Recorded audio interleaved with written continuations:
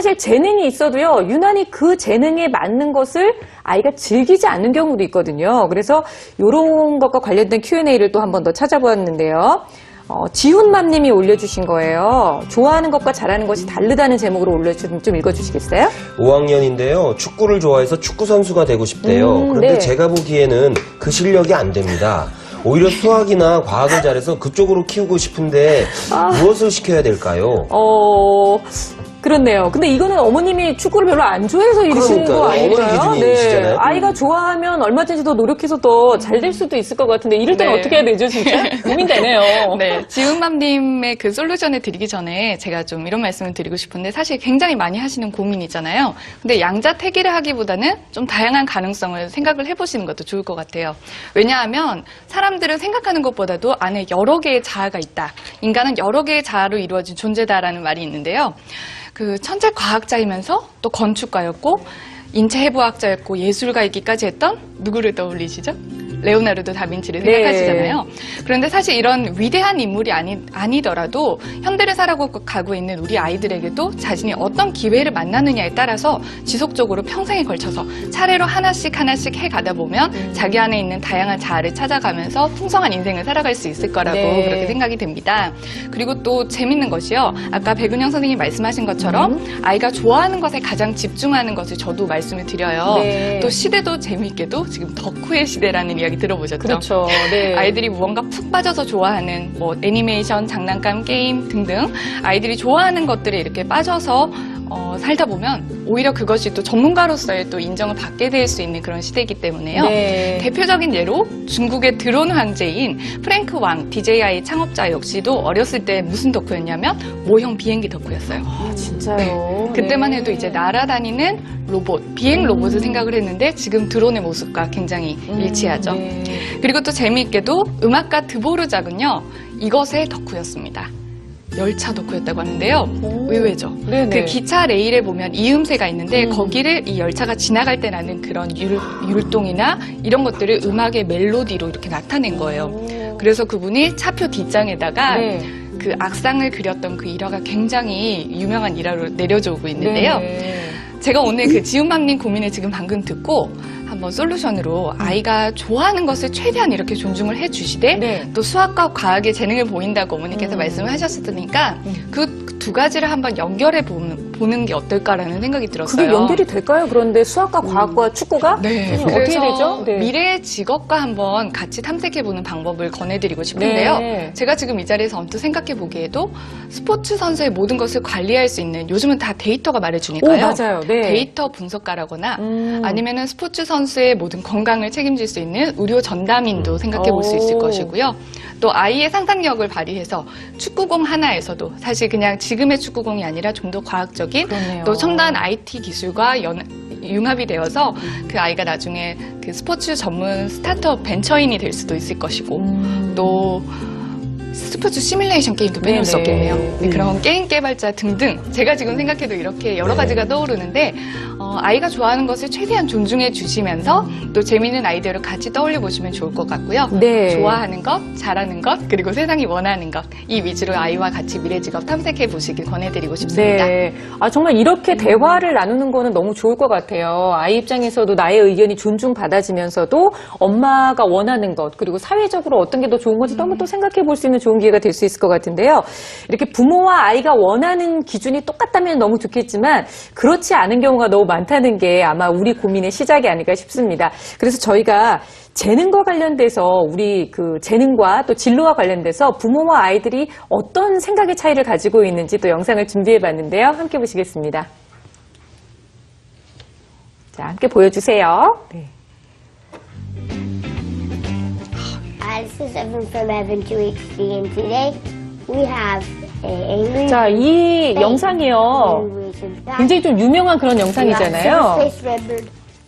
Guys, it's Evan, and that was part 3 of the Disney Lego minifigures. If you guys missed part 2, 선생님 설명 좀 해주시겠어요? 에반이라는 아이잖아요. 네, 에반이라고 그 캘리포니아에 살고 있는 8살 친구입니다. 자신의 이름을 따서 에반 튜브라는 방송국을 만든 건데요. 원래 에반은 평범한 아이였지만 아빠와 함께 5년 전부터 이렇게 유튜브에 영상을 올리기 시작했어요. 그래서 자신이 사실 장난감 갖고 노는 모습, 이런 것들을 이야기하면서 자연스럽게 장단점에 대해서 분석하는 일도 하게 네네. 되었죠. 보통 아이들이 저 연예인 되고 싶어요라고 얘기를 하지만 이 아이는 어떻게 보면 장난감 테스터이자 또 유튜버로서 네. 자신만의 장르를 좀 개척해 나간다고 해야 될까요? 그리고 또 재밌는 것이 이것이 재미로 시작했는데 어느새 훌륭한 패밀리 비즈니스가 된 그러니까요. 겁니다. 아니, 네. 이거 얼마나 많은 돈을 벌어들였겠어요. 효자예요, 진짜. 진짜 효자예요. 집안을 일으켰어요, 이 아이가. 2015년 네. 연간 수익이 14억 원을 넘었다고 하니까요. 구독자 수도 엄청나고요. 24억 뷰를 지금 조회수 넘어섰습니다. 네네. 그러니까 정말 아이들이 바라보는 그 시선을 통해서 아이들의 미래가 있는 건데 우리가 그 미래를 막고 있는지도 모르겠다는 생각이 들거든요. 네, 아까 말씀드렸던 우리 진로에 대해서 이 부모님과 아이들이 가지고 있는 시각의 차이가 과연 어떤 것들이 있는지 다시 한번 영상 함께 보도록 하겠습니다.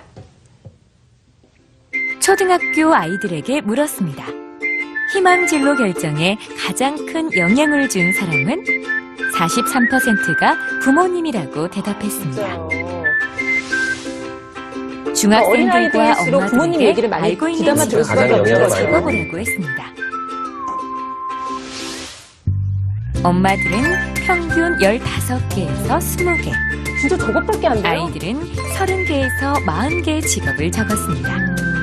아이들이 2배 이상 더 많이 알고 있네요. 네. 또 부모가 바라는 아이의 직업에 대해 표시하라고 했더니 엄마들은 변호사, 의사, 교육 공무원 같은 직업이 대부분이었습니다. 안정적인 미래를 보장하는. 네. 그러나 아이들이 희망하는 직업은 바리스타, 소설가, 의상 디자이너, 참 다양합니다. 근데 사실 위에 아이들이 얘기한 안정적인 직업은 직업을 원하는 우리 어렸을 때는 부모와 없었던 직업도 많아요. 새롭고 다양한 네. 직업을 꿈꾸는 아이. 창업뿐이고요. 그렇죠. 부모가 선택한 부모가 직업은 아이들의 진로를 안정되는. 결정하는데 가장 큰 영향을 끼치기 때문에 이러한 차이는 갈등을 일으키기도 하는데요. 저 거리만큼 서로에 대한 이해가 없는 거예요, 지금. 최고 창업자이자 최고 경영자. 역사상 가장 짧은 기간에 가장 많은 돈을 벌어들인 사람. 그러나 늘 검소한 생활과 통큰 기부로 세계인의 모범이 되고 있는 사람. 바로 마크 저커버그인데요. 그에게 가장 큰 영향을 준 사람 역시 부모님이었습니다. 하버드 대학에 다니던 아들이 학교를 중퇴하고 벤처기업을 창업한다고 했을 때 그의 부모는 그거 정말 재미있겠다. 네 생각대로 멋지게 한번 해보렴 하고 말했답니다. 저희도 저렇게 얘기할 수 있었으면 또 너무 아버지 좋겠네요. 에드워드는 교육법을 묻는 사람들에게 이렇게 말했죠. 아이들의 열정을 지지해주세요. 그리고 그 어떤 것보다 아이들과 많은 시간을 보내는 것이 중요합니다. 행복한 미래를 위해 아이가 최선의 선택을 하기를 바라는 부모의 마음. 네. 이제 그 마음을 어떻게 표현해야 할지 한번 더 생각해 봐야 되지 않을까요? 근데 보니까 강성진 씨는 너무 잘하고 계시는 게요.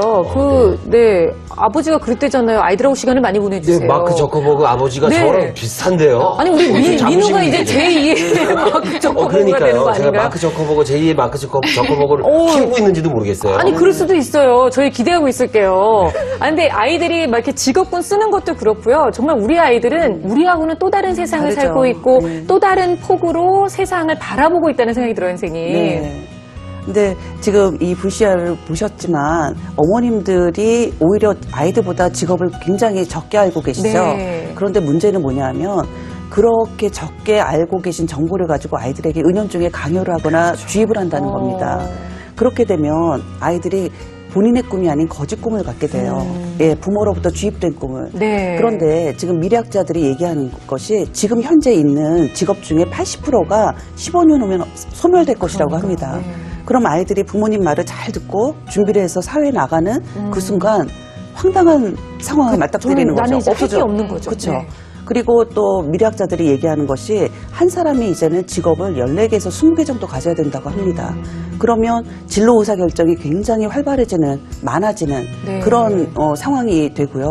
그러다 보면 아이들에게 그 진로 선택권을 주시고 부모는 조력하시는 게 맞고요. 네. 그리고 지금도 보셨지만 그러니까 있는 직업에 내 아이를 편입시키는 그런 거보다는 오히려 없는 직업을 애가 스스로 만들 수 있는 그런 어떤 창직의 패러다임, 그거를 유연하게 부모님이 가지시는 것이 네. 우리 아이들을 위해서 도움이 된다고 할 수 있겠습니다. 그래요. 네. 까딱 잘못하다가는 우리가 오히려 부모님들이 좋은 뜻으로 했는데 내 아이를 그쵸. 우물한 개구리로 만들 수 있을 것 같아요, 선생님. 네.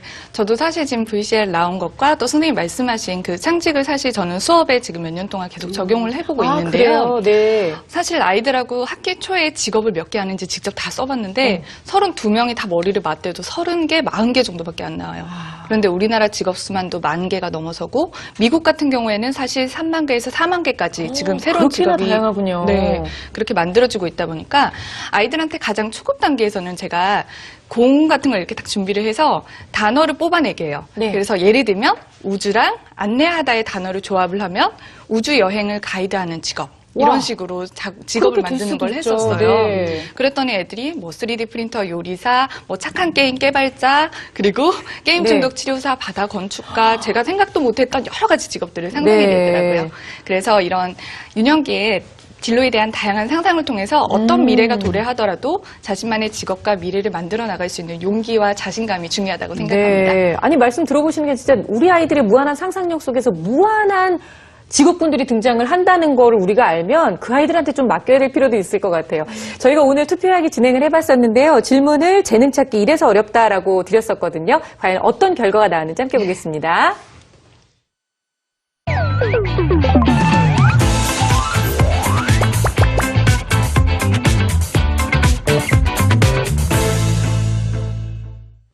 자, 결과를 보니까요. 역시 제가 이럴 줄 알았어요. 어떻게 찾아줘야 되는지 몰라서가 딱 나왔는데요. 그래요. 우리 아이들이 특별히 잘하는 게 없겠습니까? 좋아하는 게 없겠습니까? 그런데 어떻게 찾아줘야 되는지 몰라서. 오늘 저희가 함께 나눴던 이 이야기들이 아마 많은 도움이 되셨을 것 같은데요. 선생님들께서는 좀 어머니들께 어떤 얘기를 좀 더 해주고 싶으세요? 우리 백은영 선생님께서부터 먼저 말씀해 주시겠어요? 네, 보통 이제 어머님들이 어떻게 찾아줘야 되는지 모른다고 하시는 건요. 네. 그러니까 일단 아까 우리가 얘기했던 것처럼 아이의 재능을 찾는 눈을 좀 번쩍 뜨이시고요. 그래서 저는 평가 전문가 엄마가 좀 되셨으면 좋겠습니다. 첫 번째 단계로요. 그리고 두 번째는 아이들의 강점 지능을 찾았으면 거기에 맞춤식 교육을 좀 해주시라는 거예요. 네. 그래서 예를 들면 독서라든지 예체능 교육. 그것을 이제 하고 난 다음에는 지역사회 연결자가 되어주시라는 거예요. 아이들이 맞춤식 교육을 하다 보면 머릿속에 컨텐츠가 쌓이게 됩니다. 그러면 그것을 사회에 나와서 전문가들에게 확인을 받고 인정을 받을 수 있는 네. 그런 기회를 좀 부여해 주시라는 거죠. 네. 우리 네. 선생님 어떠세요? 저는 현장에서 부모님들이 한 해 한 해 많이 정말 의식이 달라지고 계시구나라는 걸 많이 느끼는 게 네. 아이가 좋아하는 것을 최선적으로 존중해 주신다라는 말씀을 드릴 때 가장 뿌듯한데요. 아이들이 자기가 무엇을 사랑하고 좋아하고 잘할 수 있는지 그것들을 알아가는 것은 즐겁고 행복한 일이니까요. 그 과정에서 아이들이 세상의 변화까지도 같이 만들 수 있는 그런 대한민국이 되었으면 좋겠고요. 네. 그리고 강성진 배우님의 자제분들의 그런 활약들 또 그런 것들도 너무 세상 기대가 되죠. 되는 네. 시간이었습니다. 아니 근데 우리 진짜 민우 민영이뿐만 아니라 이러한 시선으로 바라본다면 어떠한 아이도 정말 앞으로 뭐를 못하겠어요. 아이들의 무한한 가능성을 찾아볼 수 있는 오늘 그런 좀 계기가 될 수 있는 날이 되면 좋겠는데요. 오늘 같이 해보시니까 어떠셨어요? 저는 너무너무 제가 지금 교육시키고 있는 아이들 교육이 잘하고 있구나, 네. 잘못하는 길이 아니구나라는 거에 대한 확신을 얻는 시간이어서 너무 좋았고요. 다행이네요. 부모님들한테는 이제 관심도 중요하지만 용기도 필요하겠다라는 생각을 또 하게 되네요. 맞아요, 네. 맞아요. 진짜 내 아이를 믿고 나아갈 수 있는 그런 용기도 우리 부모님들 다 갖고 계세요. 조금만 노력하시면 되고요. 조금만 마음의 짐을 내려놓으시면 됩니다. 저희가 항상 응원해 드리도록 하겠습니다. 자, 오늘 함께 해주신 세 분 너무 감사드려요. 고맙습니다. 네, 감사합니다. 자, 다음 주는요, 저희가 우리 아이 이렇게 놀려도 될까요? 라는 제목으로 정해봤는데요. 이런 불안 느끼실 때 참 많으시죠? 다른 집 애들은 다 뭔가를 하고 있고 선행도 하고 있는데 우리 집에만 탱탱 놀고 있을 때 걱정되실 텐데 아이들의 학습과 관련된 얘기 함께 나눠보도록 하겠습니다. 오늘도 행복한 하루 보내시고요. 저희는 다음 주 금요일 아침에 뵐게요. 고맙습니다. 고생하셨습니다. 오늘 진짜 시간이 너무 많이 갔고요. 네. 너무 아니, 좋았어요.